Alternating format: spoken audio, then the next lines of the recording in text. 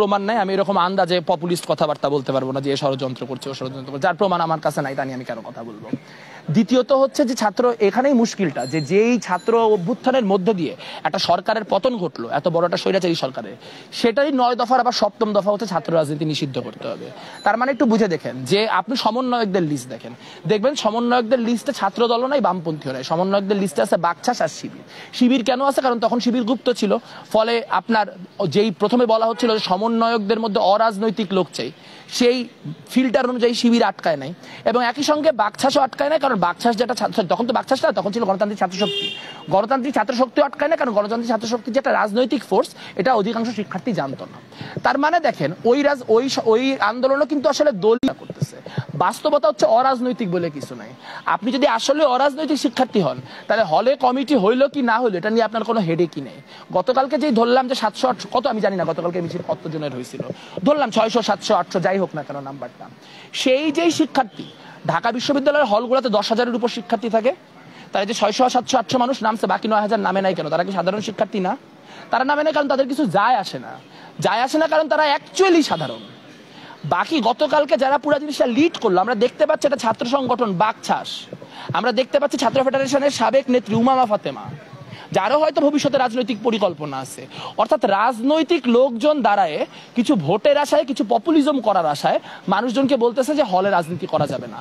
হলে রাজনীতি না হলে রাজনীতি কই হবে? এর কোনো রূপরেখা আছে কারো কাছে? নাই, না প্রশাসনের কাছে আছে, না এদের কাছে আছে। কাজে যা হচ্ছে এটা খুবই অযৌক্তিক, এবং এটাকে আসলে সমর্থন করার বিন্দুমাত্র সুযোগ নেই। ভাইয়া, আমরা তো একটু পরে বক্তব্য শুনতে পাই না, কেয়ালাতি কাজ করি।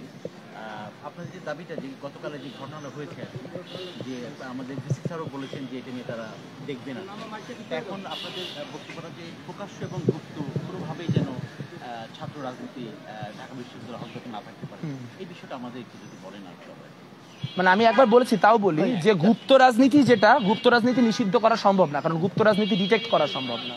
কাজে আপনার এই সিদ্ধান্তের বলি প্রাথমিকভাবে প্রকাশ্য রাজনীতি হবে, এবং প্রকাশ্য রাজনীতি যারা করে তাদেরকে গুপ্ত রাজনীতি করার জন্য আরো প্রণোদনা দেওয়া হবে। গুপ্ত রাজনীতি নিষিদ্ধ করা সম্ভব না। গুপ্ত রাজনীতি উনারা কত গোয়েন্দা আছে ওনাদের কাছে আমি জানি না, কিন্তু মানে শত শত গোয়েন্দা নিয়োগ না করে গুপ্ত রাজনীতি বন্ধ করা সম্ভব না। আর আরো একটা গুরুত্বপূর্ণ জিনিস হচ্ছে যে এই সিদ্ধান্ত বাস্তবায়ন কিভাবে করা হবে তারও কিন্তু কোনো রূপরেখা তারা দেয়। তারা বলছে হলগুলো আলাদা আলাদা ভাবে ডিল করবে। তাহলে যদি কালকে 2টা হলে কোনো সংকট না থাকে, সেখানে যদি ছাত্রদল ফাংশন করতে পারে, আর এক হলে ফাংশন করতে না পারে, ধরা যাক জগন্নাথ হল থেকে কালকে মিছিল আসে নাই, তার মানে জগন্নাথ হলে ছাত্র দলের যে কমিটি সেটা বহাল তবিয়ত থাকবে, কিন্তু মহসিন হল থেকে মিছিল আসছে, কাজে মহসিন হলে থাকবে না। এখন এই অ্যাসিমেট্রিক ডিসিশনের হিসাব কে করবে? এবং তার চেয়েও বড় কথা যে রাজনীতি করা তো অধিকারেরও প্রশ্ন। ৭৩-এর অধ্যাদেশ আমাকে সেই অধিকার দেয়। আপনার যেমন রাজনীতি না করার অধিকার আছে, আমার একইভাবে রাজনীতি করার অধিকার আছে। বিশ্ববিদ্যালয়কে নিশ্চিত করতে হবে যে যেই ছেলেটা কোনো দলের মিছিলে যাইতে না চায় না, তাকে যেন সিটের কথা বলে মানে মিছিলে যাইতে বাধ্য করা না হয়, আর যেই ছেলেটা মিছিলে যাইতে চায় তাকে যেন সিটের ভয় দেখিয়ে বা আপনার রাষ্ট্রিকেশনের ভয় দেখিয়ে সেই মিছিলে যাওয়া থেকে প্রতিহত না করা হয়। রাজনীতি করার অধিকার এবং না করার অধিকার দুইটাই বিশ্ববিদ্যালয়কে নিশ্চিত করতে হবে।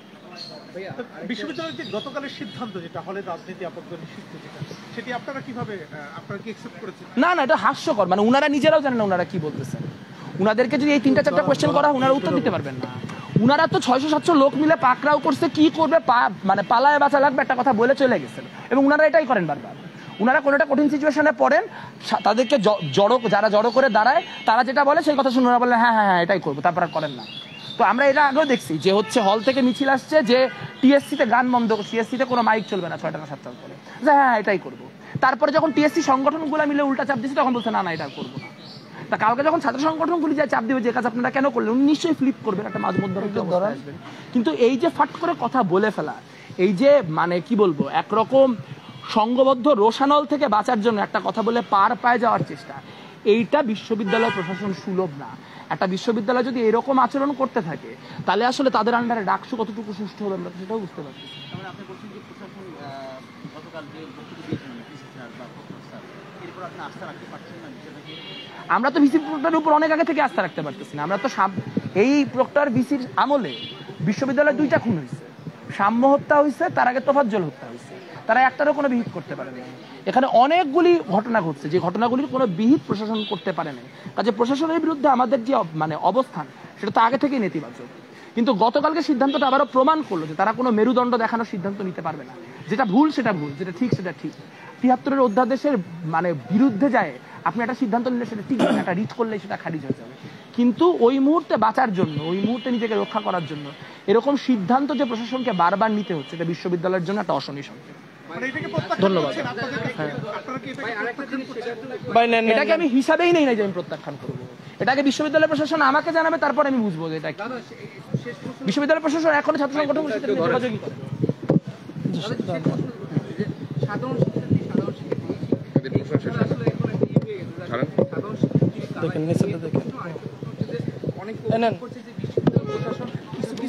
ছাত্র সংগঠনের প্রতি তাদের একটা দুর্বলতার জায়গা রয়েছে।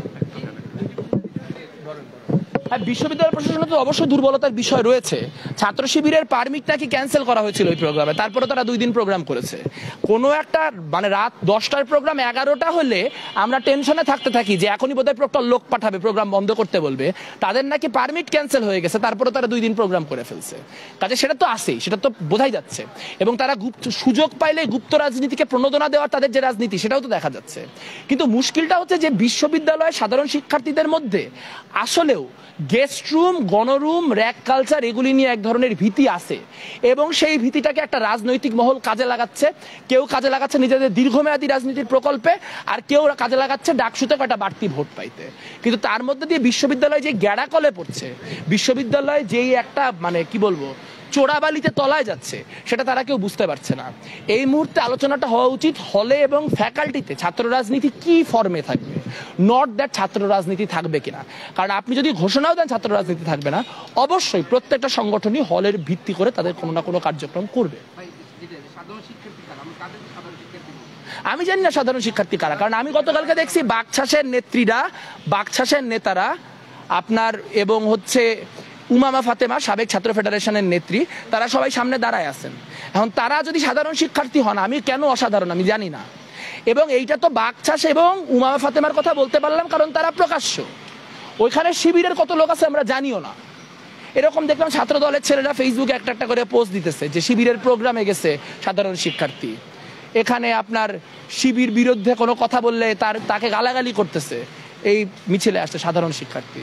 এখন মুশকিলটা হচ্ছে আমি যদি বলি সব শিবির, তাহলে ওখানে 10 জনের মধ্যে যদি 2-3 জন শিবির হয়, বাকি 5-6 জন শিবির না হয়, তারা তখন মন খারাপ করবে, রাগান্বিত হবে যে ও আচ্ছা আমাদেরকেও শিবির বলতেছে।